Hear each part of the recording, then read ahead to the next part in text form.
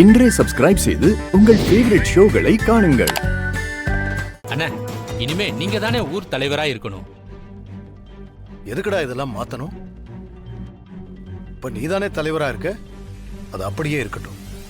ஐயோ அண்ணா, இல்லண்ணா, நீங்க தலைவரா இருந்தா தானே சரியா இருக்கும். நீ அந்த பொறுப்பை நல்லா தானே பாத்துக்க. கலெக்டர் கிட்ட பேசி நம்ம ஊருக்கு புதுசா ஒரு ஸ்கூல் கட்ட ஏற்பாடு பண்ணிருக்க. இன்னும் நிறைய விஷயங்களை நீ நல்லா தானே பண்ணிக்கிட்டு இருக்க. அண்ணா, ஐயோ, நான் என்னைக்குமே நான் ஒரு தலைவரா நினைச்சதே இல்லண்ணே. நம்ம அண்ணன் அந்த இடத்துல இருந்து பண்ணா என்ன பண்ணிருப்பாரு அப்படின்னு யோசிச்சு தானே நான் எல்லா வேலையுமே பண்ணிருக்கேன். அதனால இந்த ஊருக்கு எப்பவுமே தலைவர்னா அது நீங்க தானே.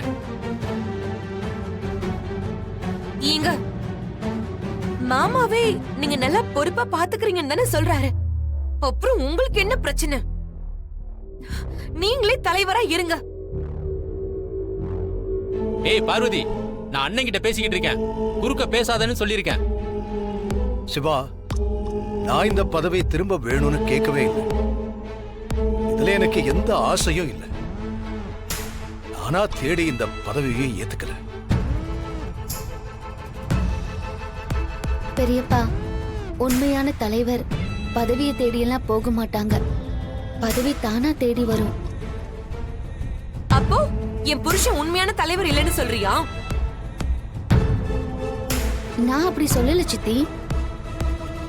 சித்தப்பா அவருடைய பொறுப்பை நல்லாதான் பாத்துக்கிட்டாரு. ஆனா இது அவரை ஏத்துக்கும் போதே திரும்ப பெரியப்பா கிட்ட இந்த பொறுப்பை கொடுத்துருவேன்னு சொன்னாருல்ல. உன்கிட்ட இப்ப அதெல்லாம் கேட்டாங்களா? உன் வேலை என்னமோ அதை மட்டும் பாரு.